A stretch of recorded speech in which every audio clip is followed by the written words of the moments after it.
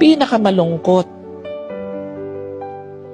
na pag-iyak na dati may nanay, may tatay, nakasama kang umiiyak, pero ngayon wala na. Sino po rito?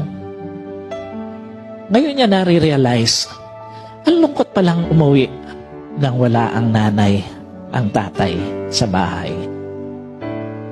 Sino po rito ngayon niya nare-realize na ang lungkot palang kumain na dati kasama mo yung nanay mo, kasalo mo yung tatay mo, pero ngayon, wala na.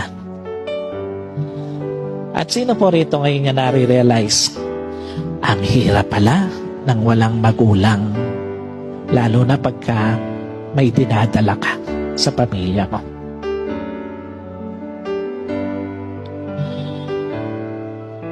Sa lahat po ng mga anak, time will come. Uuwi ka, wala na magulang mo. Kakain ka, hindi mo na sila kasalo. At iiyak ka, wala ka nang maiyakan na nanay o tatay.